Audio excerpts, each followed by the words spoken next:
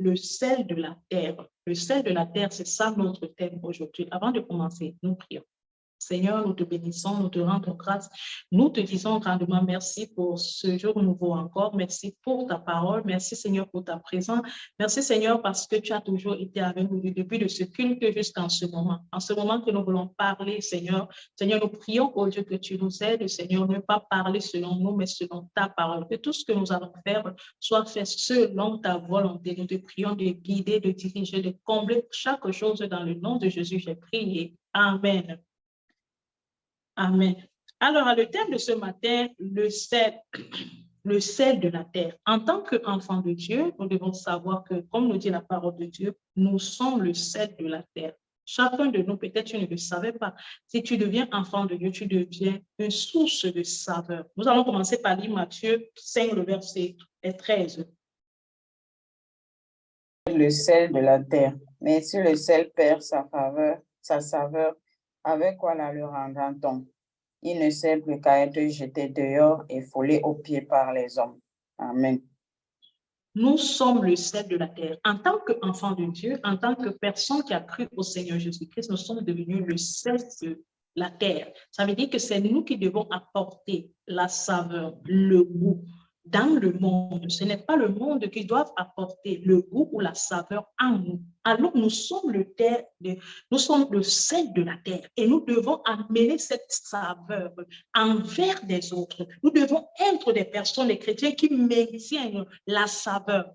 À maintenir la saveur, c'est maintenir les caractéristiques que Christ nous a données, parce que c'est les caractéristiques de Christ qui font de nous des saveurs. Et si on n'a pas ces caractéristiques-là, on se retrouve, on ne serait pas, et il serait jeté, comme nous a dit ce verset. L'ensemble de toutes les caractéristiques ou de tout ce que nous apprenons dans la parole de Dieu, c'est ça qui fait de nous le sel de la terre. Beaucoup de nous sont enfants de Dieu, mais nous ne sommes pas encore le sel de la terre. Pourquoi? Parce que nous ne sommes pas encore enfants de Dieu. Oui, nous appartenons à une nomination, nous appartenons peut-être à une église, mais nous n'appartenons pas encore à Jésus. Celui qui est le sel de la terre est celui qui appartient à Jésus et qui a déjà toutes les caractéristiques de saveur en lui et qui est devenu le sel. Et cette personne-là a une saveur divine de Dieu. Et cette saveur divine, il doit l'amener. Le sel est une chose universelle qui s'y peut utiliser par tout le monde. On peut utiliser le sel dans beaucoup de choses. Vous allez voir dans beaucoup de choses, on utilise le sel. Et vous allez remarquer que même quand Moïse faisait des sacrifices, il devait faire des offrandes à l'Éternel. Il fallait qu'il mette du sel sur la viande pour que les personnes peuvent en consommer. Je vous invite de lire avec moi Lévitique 2, le verset 13. Tu ne laisseras point ton offrande manquer de sel, signe de l'alliance de ton Dieu. Sur toutes tes offrandes, tu mettras du sel. Amen. Tu mettras du sel sur ton offrande. Et imaginez qu'il dit que sur toutes tes offrandes, tu mettras du sel. C'est ce que beaucoup de nous ne comprenons pas en tant qu'enfants de Dieu. Si tout ce que nous faisons en tant qu'enfants de Dieu, nous devons avoir les caractéristiques que Christ nous a données pour que ça doit être déjà ça. Ça ne veut pas dire que tu viens donner à Dieu ce qui t'arrange, qui n'est pas salé, qui n'est pas comme Christ de ça. Il t'a donné la saveur, mais tu n'arrives pas à communiquer la saveur que tu as reçue de Christ sur les offrandes que tu veux lui donner. Ici, le serviteur de Dieu devait mettre du sel sur toute la viande. Comme nous pouvons mettre du sel sur la viande pour donner à Dieu, c'est comme ça que nous devons mettre du sel dans le monde pour que les gens donnent leur vie à Jésus. Vous voyez? Tu peux mettre la viande assaisonnée, le sel sur la viande pour que les gens en mangent ou pour donner l'offrande à Dieu. Tu dois mettre le même sel dans le monde pour que les personnes donnent leur vie à Dieu.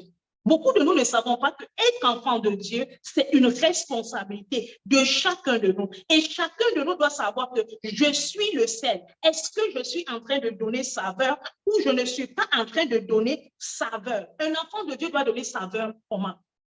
Avec les caractéristiques de Christ, avec le comportement de Christ. Les chrétiens doivent être semblables au sel, différents à la nature du monde. Je dois être semblable au Seigneur. Être semblable au Seigneur, c'est être semblable à Dieu. Je dois être celui qui a la saveur, qui a la douceur, qui a la paix, qui a la joie. C'est tout ça qui fait la saveur.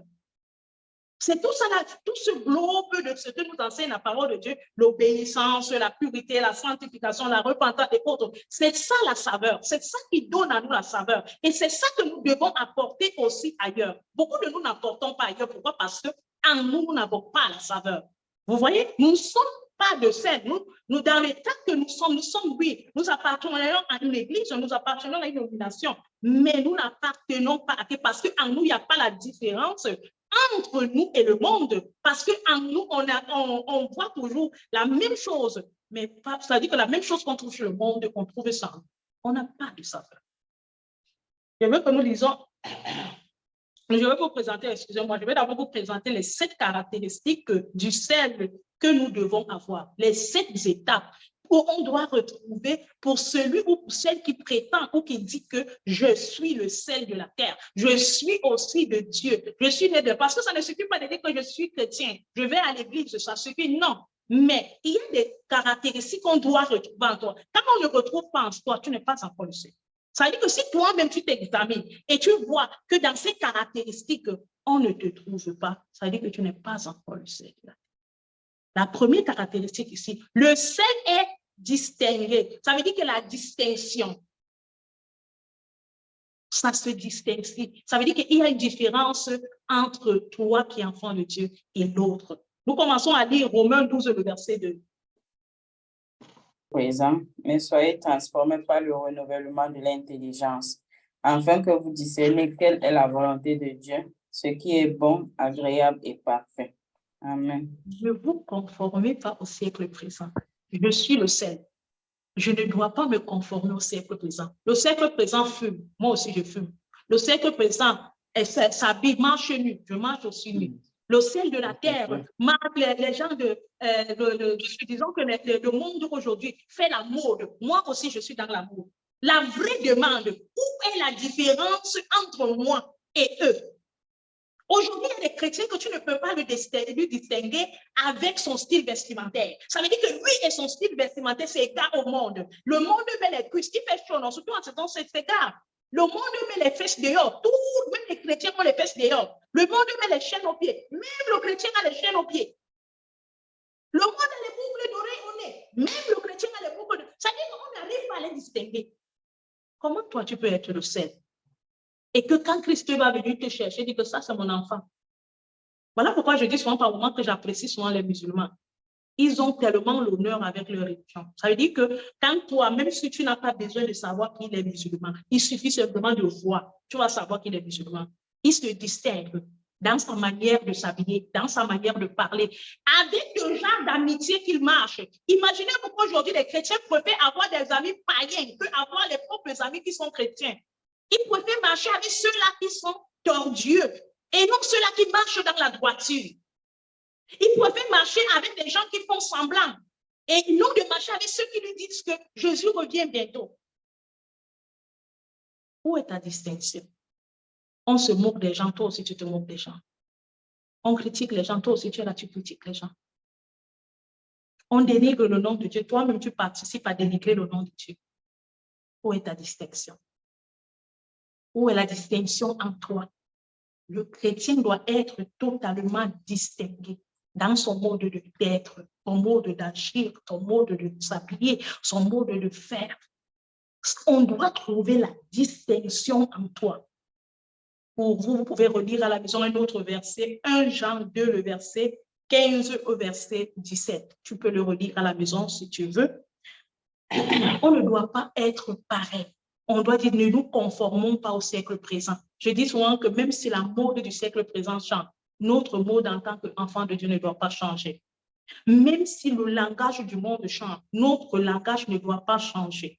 Même si la société est en train de changer, nous, on ne doit pas changer parce que la Bible ne change pas. Imaginez-vous que depuis 2000 ans, c'est la même parole qui se transmet en génération. Jésus dit, je suis le même d'hier, aujourd'hui, éternellement. Dieu ne change pas. Pourquoi toi qui as décidé d'être de Dieu, tu commences à changer? Et on ne trouve pas une différence entre toi et les autres. Il n'y a pas de distinction. Ta manière d'agir, ton caractère, ton comportement, ce n'est pas comme pour un enfant de Dieu, c'est comme pour un mondain. Où est donc ta distinction? Qu'est-ce qui te distingue des autres? Voilà pourquoi beaucoup n'annoncent pas l'évangile. Vous savez pourquoi? Parce qu'ils ne sont pas distingués. Parce que si ils commencent à parler, Dieu m'a dit que regarde, tu es comme nous, non? Tu parles comme nous, tu manges comme nous, non? Tu fais les mêmes choses comme nous, non? Il y a même l'autre qui va te dire, n'est-ce pas que tu couches avec moi, tu vas me parler de Dieu, tu vas parler quoi? Tu vas me dire quoi? Alors que nous tous sommes du même niveau. N'est-ce pas qu'on part ensemble chez le marabout? N'est-ce pas qu'ensemble on fait telle chose? Tu n'es pas distingué. Un homme de distinction est un homme qui est opposé les autres.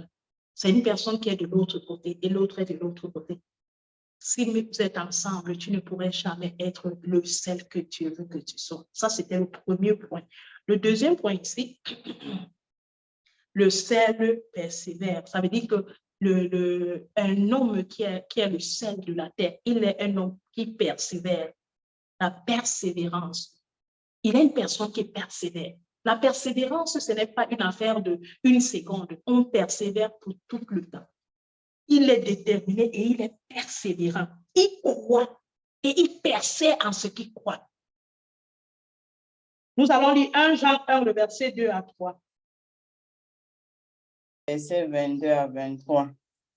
Je lis la parole de Dieu.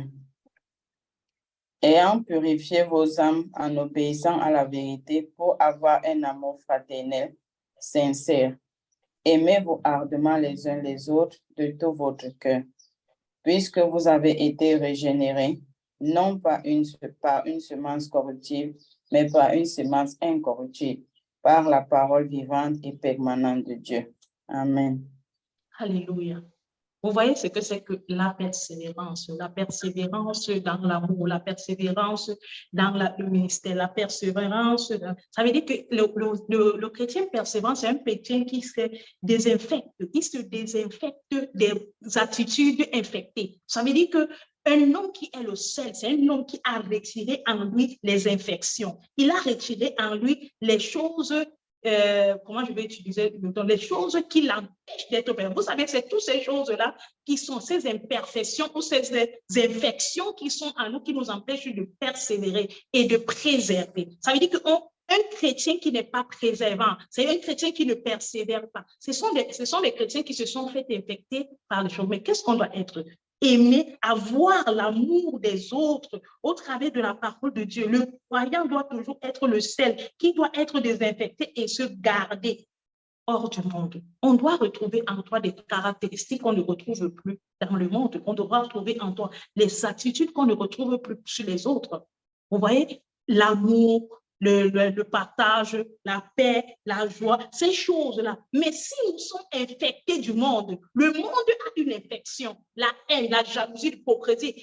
Aujourd'hui, on voit même dans les églises l'hypocrisie, on voit la jalousie, on voit les haines. Comment nous pouvons être des personnes qui sont le sel, mais on est en train de se jalouser. Tu jalouses ton frère parce qu'il est comme ça. Tu jalouses ta soeur parce qu'elle est comme ça. Tu jalouses tel ceci. Vous vous tuez pour ceci ou pour cela, pour les titres et autres.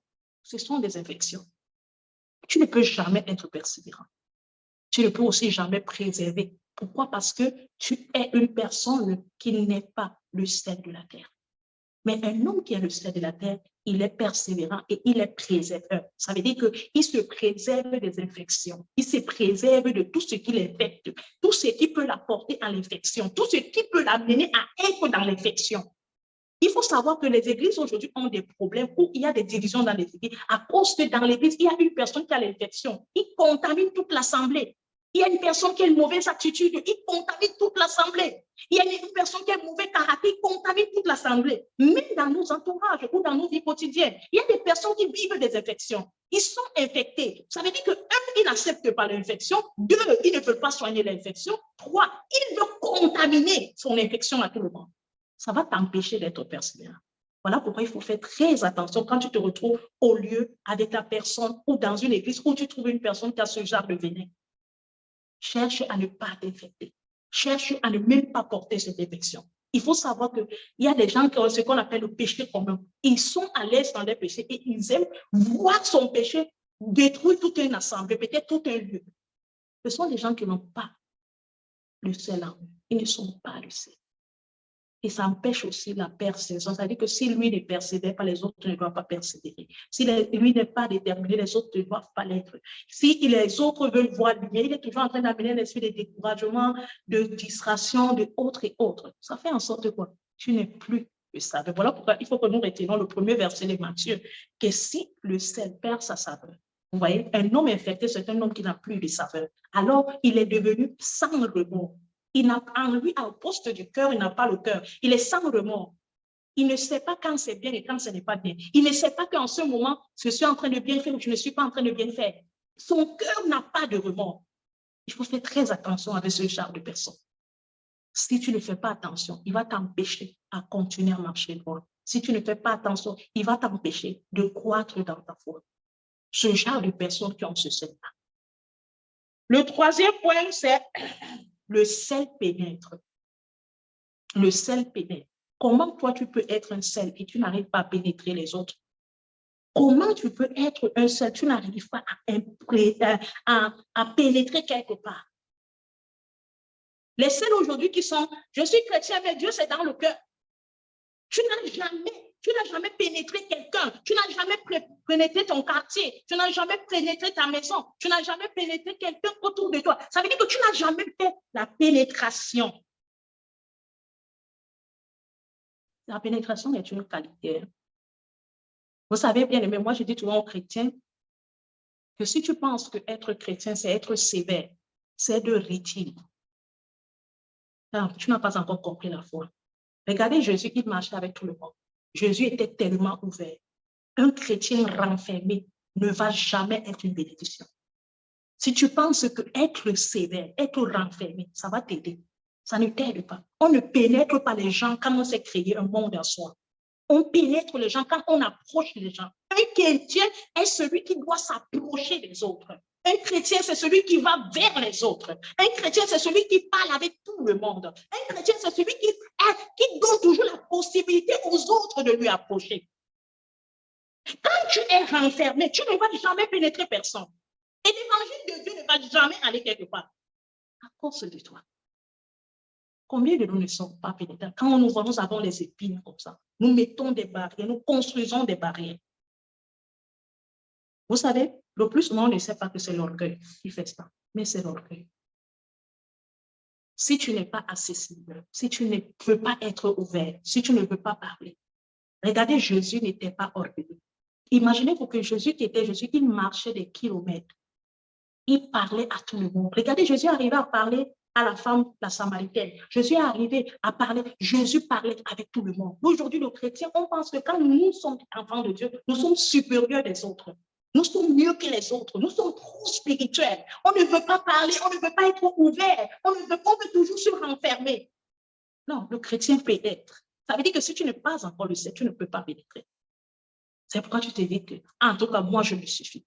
Alors, du coup, ça veut dire que tu n'es pas encore serviteur de Dieu ou servante de Dieu. Non, parce que tant que tu ne pénètres pas les autres, tant que tu ne... Ce n'est pas les autres qui doivent nous pénétrer. C'est nous qui devons les pénétrer. Parce que c'est nous qui... Voilà pourquoi la Bible dit ne vous conformez pas au siècle présent. La Bible dit que moi, je dois amener au monde ce qu'il ne peut pas. Je dois pénétrer au monde pour les faire comprendre la lumière. Je ne peux pas dire que je suis la lumière et je garde ma lumière en bas du lit et je ne veux même pas la donner aux gens et je ne veux même pas que les gens s'approchent pour s'éclairer sur moi. Alors, du coup, à quoi sert donc que je suis chrétien? Le manque de pénétration, bien aimé, ça a tué beaucoup de personnes. Et beaucoup de personnes ne savent pas que son manque de pénétration fait en sorte que ces portes ne s'ouvrent pas. En tant qu'enfants de Dieu, sortons de nos zones de confort. Sortons dans nos zones de confort. Apprenons à être ouverts. Apprenons à être ouverts à tout le monde. Apprenons à parler à tout le monde. Apprenons à écouter tout le monde. Apprenons de changer avec tout le monde. C'est une très bonne chose. Pourquoi? Parce que ça permet en sorte que, imaginez-vous que la première méthode de communication de l'évangile, c'est le dialogue. Tant que tu ne connais pas l'inconnu, tu ne peux pas commencer à lui dire que accepte Jésus va te sauver. Non, tu dois parler avec lui. Tu dois, bonjour, comment tu vas? Tu commences à rire, etc. Ou parler comme ça 2 jours, 3 jours. Après, maintenant, peut-être tu vas lui parler de Jésus, mais ce n'est pas forcément. Mais commence à parler avec les autres. Commence à t'ouvrir avec les autres. Si tu ne pénètres pas le monde te pénètre. Et beaucoup de chrétiens sont comme ça. Le monde les a pénétrés, ce n'est pas eux qui ont pénétré le monde, parce qu'ils ne sont pas le sel. Vous savez, il faut pénétrer les gens. Il faut pénétrer les autres. Il faut pénétrer. Pénétrer, c'est d'être avec les gens, les faire connaître que c'est Jésus qui est ici. S'insérer. Moi, je pense que la pénétration, on peut utiliser le mot insérer. Savoir s'insérer, savoir s'imposer, savoir se donner de la place. Le chrétien aujourd'hui ne se donne pas la place. Voilà pourquoi les chrétiens sont toujours rabaissés à des petites choses. Ils ne veulent pas se donner des places dans la société. Pourquoi? Parce qu'ils ne sont pas ouverts. Il se dit que non, je ne peux pas m'insérer. Oui, parce que tu ne peux pas t'insérer, parce que tu t'es créé un mur en toi-même. Le chrétien, la Bible dit que vous êtes la tête et non la queue. On lit ces versets, on comprend, mais on reste fermé. Ça veut dire que tu es là, tu veux être la tête, mais la porte est fermée. Tu veux être la tête, mais tu veux toujours être fermé dans ta zone de confort. Ça ne va jamais rien changer. Celui qui peut changer, c'est toi. La vie chrétienne, comme j'ai dit, le premier point, c'est la distinction. On doit voir la distinction entre les autres ne veulent pas te saluer, toi saluer. Les autres ne veulent pas t'approcher, toi approche-les. Les autres ne veulent pas t'écouter, toi fais parle, ils vont seulement t'écouter. Mais pourquoi tu préfères plus écouter le monde que le monde t'écoute toi?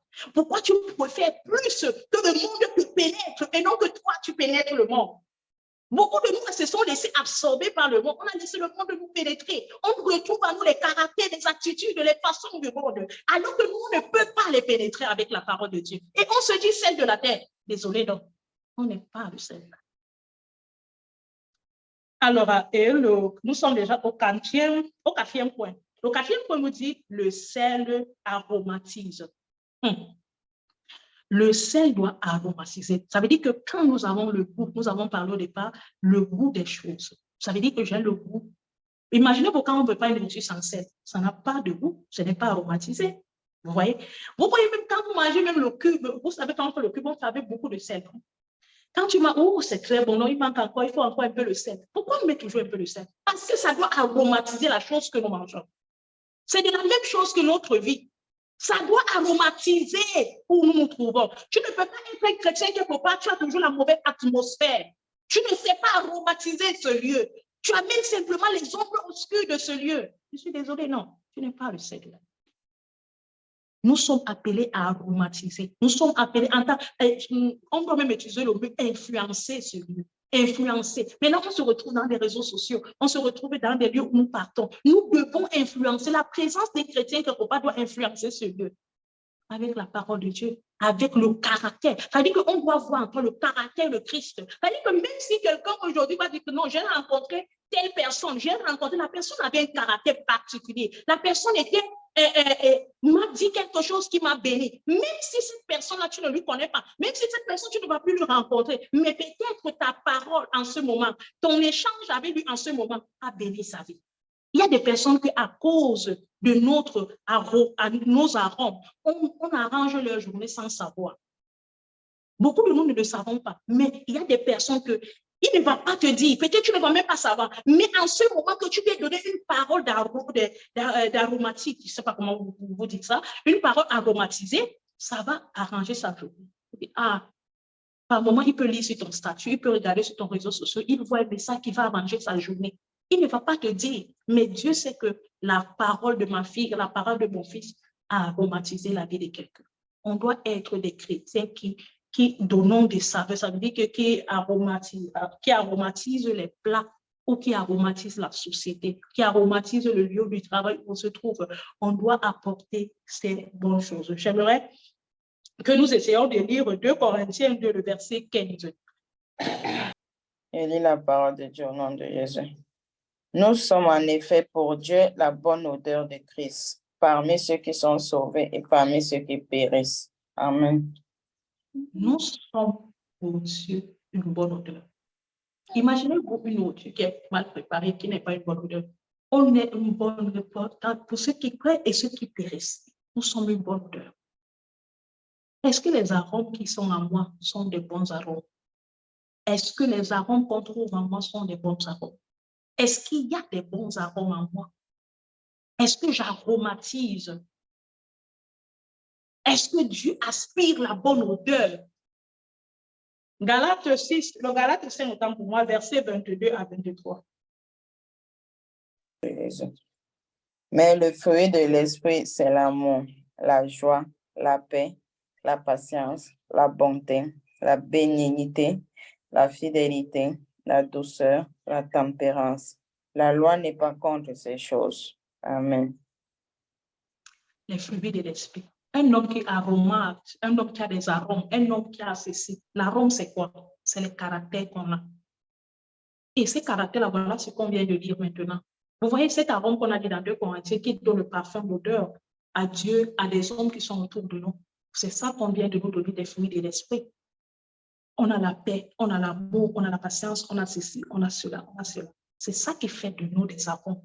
Maintenant, la question, c'est est-ce que quand on me regarde, je dégage ce genre d'arôme? Dire ces arômes, c'est une chose, mais dégager ces arômes, c'est autre chose. Donc, un chrétien qui a des arômes, il doit se regarder au travers de ceci. Et il doit comparer ce verset avec le verset des Corinthiens qu'on a lu avant. Il doit regarder ces 2 arômes et il doit se dire, est-ce que ces arômes existent en moi? Est-ce que j'arrose? Est-ce que je donne la bonne odeur? Est-ce que je donne l'odeur de la paix? Est-ce que je donne l'odeur de l'amour? Est-ce que je donne l'odeur de la bénédiction? Est-ce que je donne l'odeur de ceci? Je dois regarder ces arômes.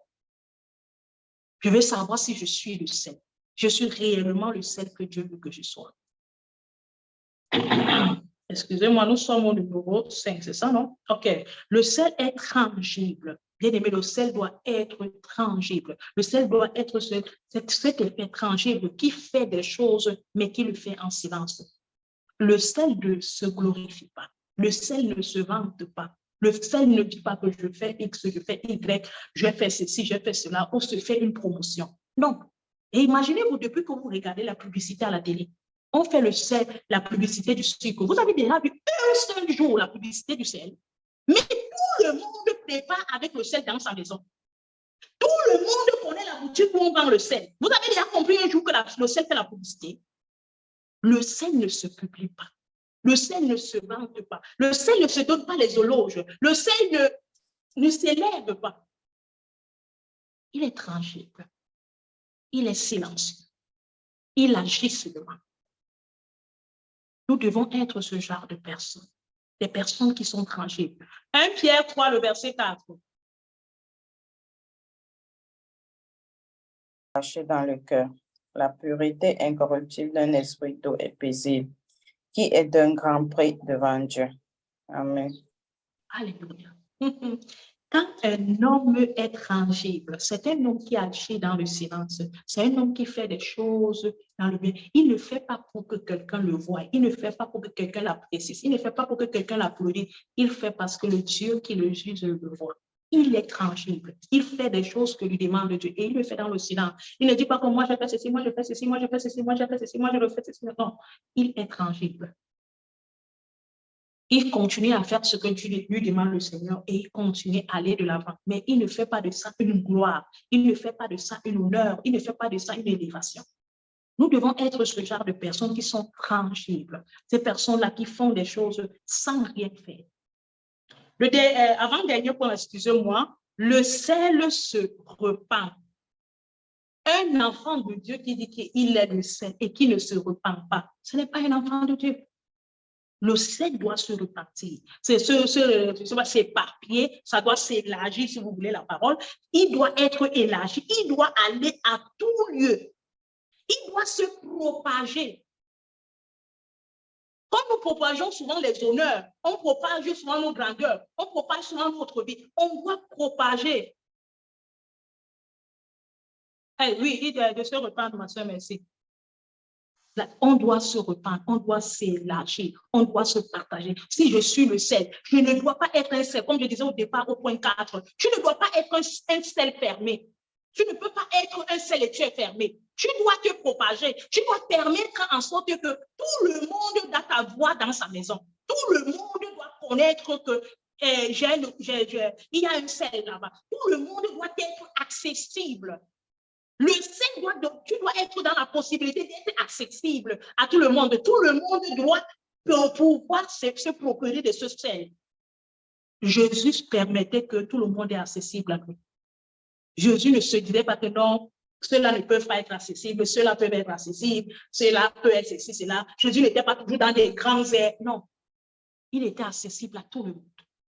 Pourquoi? Le but de Jésus, c'est quoi? Pour que la parole de Dieu se répande, pour que la parole de Dieu se reconnaisse, pour que le témoignage de Dieu vivant se reconnaisse. Mais nous, quand on se referme dans notre zone de confort, on n'élargit pas la parole de Dieu, on n'élargit pas le témoignage de Dieu, on n'élargit pas la vie de Dieu, on se élargit nous-mêmes dans notre confort.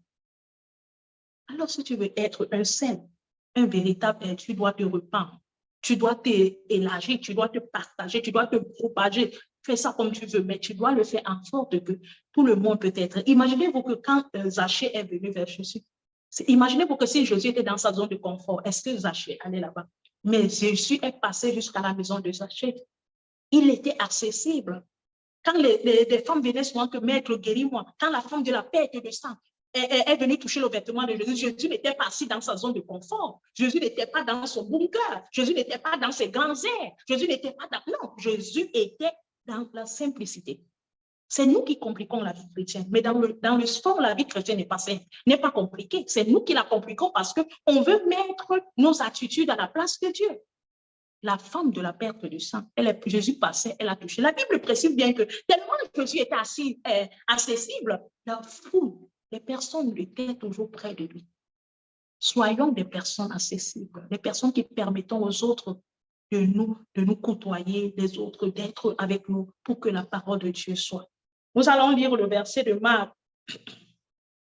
Marc 16, le verset 15. Le verset 15, je lis la parole de Dieu. Puis il leur dit, allez par tout le monde et prêchez la bonne nouvelle à toute la création. Amen. Le sel du croyant doit se propager. Ça doit être large. Il dit, allez partout dans le monde. Il ne dit pas rester dans votre zone de confort. Il ne dit pas que prenez des grands airs. Il dit, allez partout. Aller partout, c'est quoi? C'est d'abord la communication. Pour aller avec ces pays, il faut déjà savoir que ma bouche peut parler.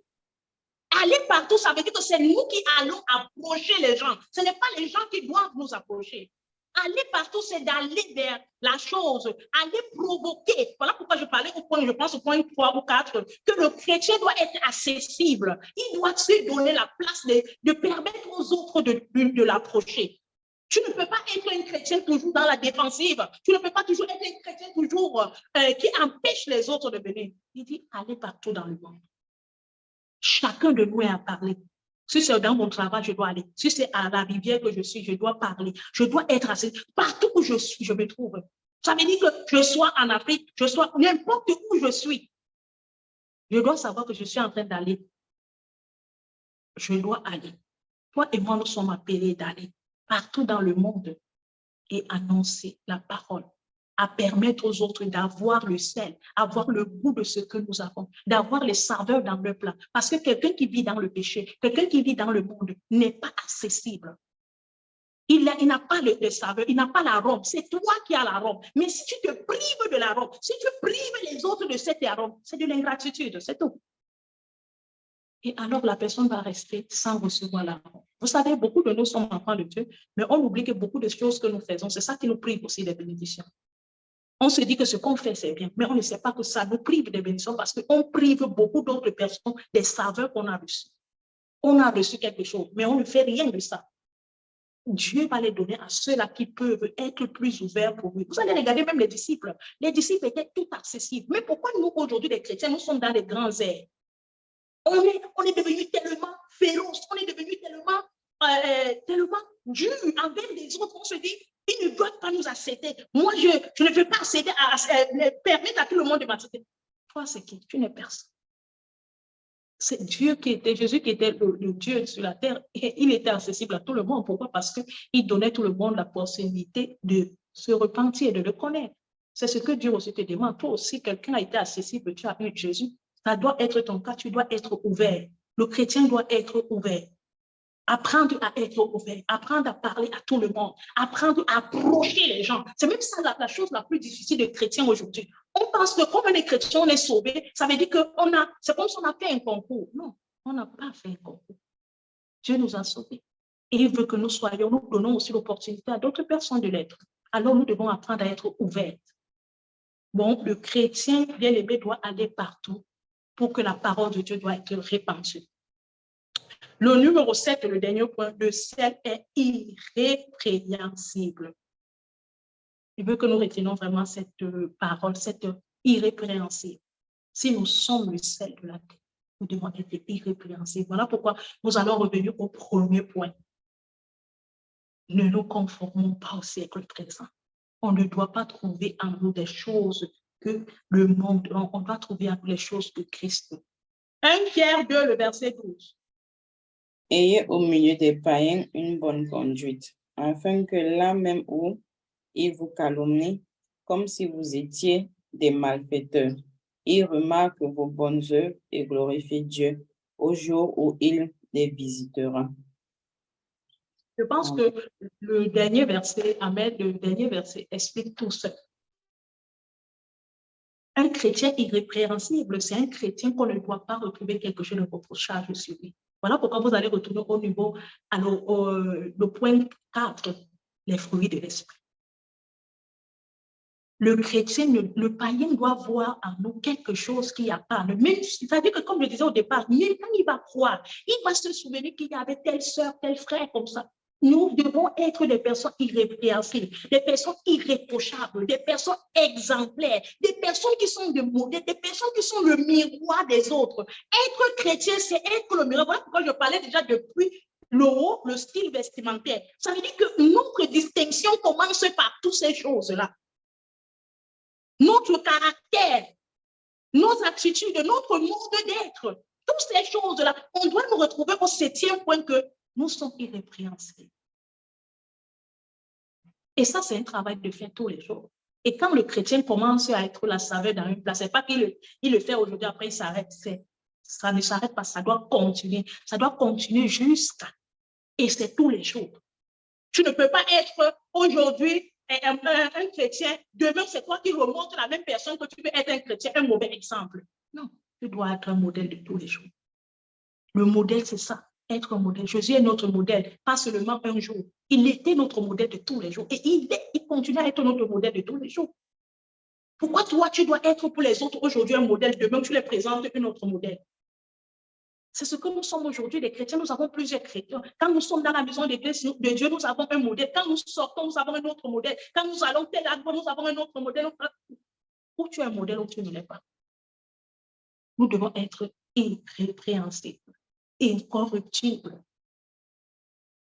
Nous devons être comme Dieu veut. Et comme non, voilà pourquoi il faut que tu travailles ces choses tous les jours. Pour être un véritable sel, tu dois avoir toutes ces attitudes-là pour que Dieu soit glorifié. Et quand tu sais, ou si tu sais qu'à travers de ce verset, tu n'as pas ces habitudes, tu commences à travailler ça, bien aimé, parce que tu es la cause du malheur de l'évangile de Dieu. Nous devons être des personnes que quand Dieu nous cherche dans une foule, il te regarde. Dieu ne vient pas regarder ton cœur. Dieu veut te regarder, te distinguer. Voilà pourquoi vous allez regarder que quand on fait une lumière, on met une lumière, on va te dire que voilà. Même nous, aujourd'hui, même les témoins de Jéhovah, quand ils passent, que le monde sait que ça, ce sont les témoins de Jéhovah. Pourquoi parler style vestimentaire? On va dire comme ça, non, ça c'est un musulman. Pourquoi déjà parler style vestimentaire? Notre présentation commence d'abord, avant de commencer notre caractère, quand nous ouvrons nos bouches, comment nous parlons aux gens, comment nous répondons, comment nous nous comportons avec les autres.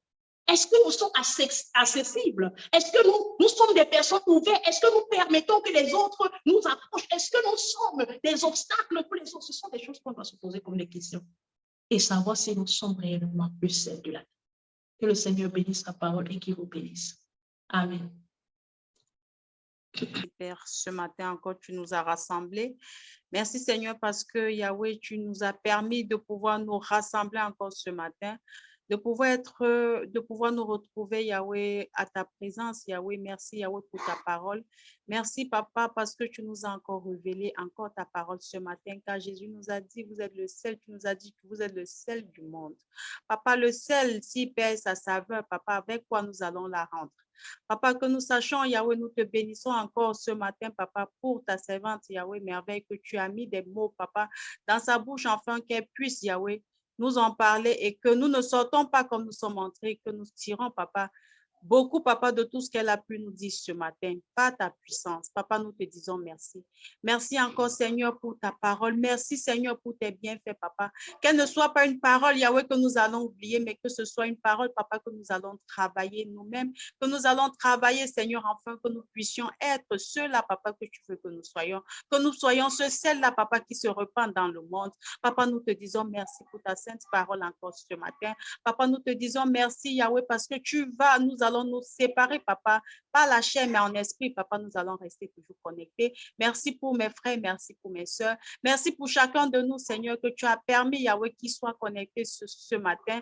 Merci même pour ceux qui ne sont pas connectés, Yahweh, veille sur chacun de nous, afin que seule ta main puissante, papa, soit sur chacun de nous. Papa, en ce jour, papa, nous te disons encore merci. Veille et protège chacun de nous, Seigneur. Papa, en toi la puissance, en toi la gloire. C'est dans le nom puissant et précieux de notre Seigneur et Sauveur Jésus-Christ, Père, que nous t'avons confié tout et que nous sommes abandonnés entre tes mains. Amen.